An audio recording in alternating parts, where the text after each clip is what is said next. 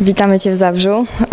Na początku chcielibyśmy Cię troszkę bliżej przedstawić naszym kibicom. Gdybyś nam mógł powiedzieć, jak zaczęła się Twoja przygoda z piłką?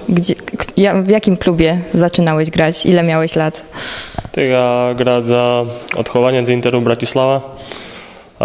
Vlastne tam som aj prešiel do mužského futbalu a odtiaľ som prestúpil do Petržalky ešte bývalej. No a odtiaľ vlastne som sa dostal zase do Žiliny, kde som zažil tie najväčšie úspechy moje osobné a zo Žiliny sa dostal sem do Górnika. Wiem, że grałeś w reprezentacji U21, a wcześniej jako junior też grałeś w narodowej kadrze? Tak ja som prešiel všetkými kategóriami slovenskej reprezentácie až do tej 21 a dúfam, že sa ešte dostaneme do toho Ačka teda. Ten sezon w Żylinie, kiedy zdobyliście mistrzostwo, później awansowaliście do rozgrywek UEFA, to był taki twój najlepszy rok? Tak dá sa povedať, že jo, získali sme titul, vlastne super pohár potom a dostali sme sa aj do Champions League, takže tá sezóna bola pre mňa osobne najlepšia. No. Później trafiłeś też na wypożyczenie do Baníka Ostrava. To był taki krok w przód czy w tył dla ciebie? Tak, tam vlastne to bolo také obdobie, kde nepohodol s trénerom vtedajším zahraničným. Takže rozhodol som sa odísť na to hosťovanie do Baníka a myslím si, že bol to dobrý krok a skúsil som si inú ligu a potom som sa vrátil naspäť do Žiliny, ale kde už som teda skončil a som tuto v Górniku, kde sa veľmi teším.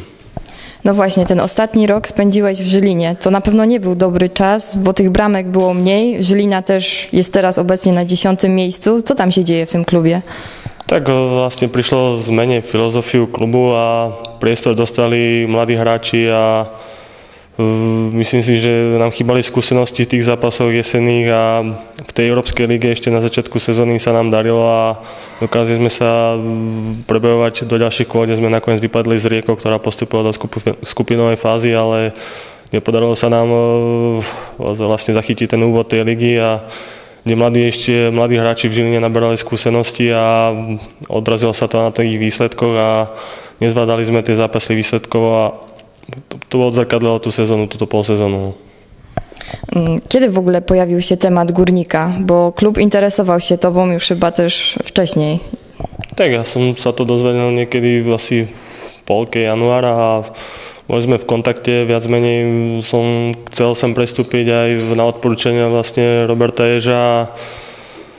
Klub vlastne Žilina ešte chcela nejaké peniaze, ale nakoniec sme sa dohodli na rozviazanie zmluvu a ja som mohol skončiť tuto v Górniku.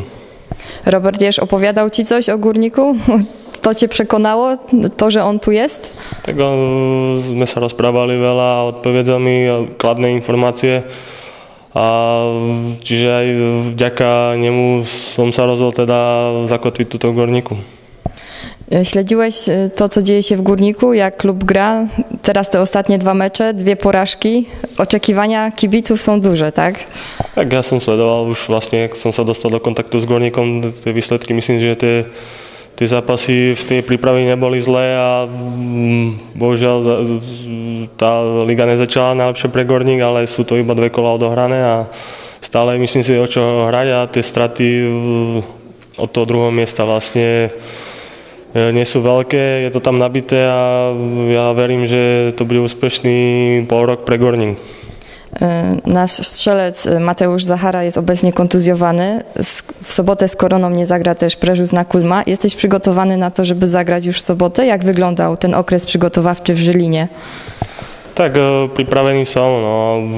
Síce som trošku dlhšie nehral ten zápas, ale ja verím, keď mi dá tréner dôveru a nastúpim na ten zápas, tak odvediem maximum pre ten Górnik a verím, že po tých 2 kolách to bude úspešná premiéra pre mňa a aj Górnik zvíťazí. A możesz grać jako napastnik, ale też na skrzydle, tak? Czasami grałeś w Żylinie. Tak, väčšinu času som hral ako nápastník, ale pár zápasov a vlastne aj v tej Champions League som odohral niektoré zápasy na krydle, takže sú tieto 2 pozície by mali vyhovovať najviac. Mamy w klubie dużo problemów z kontuzjami. Ty przeszedłeś badania wczoraj i dzisiaj. Wszystko z twoim zdrowiem w porządku? Tak, z moim zdrowiem wszystko w porządku a dúfam, že to aj tak ostane. Podpisałeś kontrakt z Górnikiem, na jak długo? Na 2,5 roka, je tam ešte, tuším, aj nejaká rok opcia ešte. Co sobie zakładasz? Jakie są twoje oczekiwania po grze w Górniku? Tak, očakávania sú v tom, že vlastne viem, že Górnik po tej jesenej časti bol na tom druhom mieste a má šancu hrať tie európske poháre, ktoré myslím si sú veľmi zaujímavé a pre každého futbalistu dosť cenné skúsenosti, takže ja verím, že Górnik skončí na takom mieste, aby si zahral tie európske poháre. Z jakým numerem zagraš? Neviem, bolo tam viacej čísel na výber, tak neviem, ktoré mi teraz vybrali, ale tuším o 87.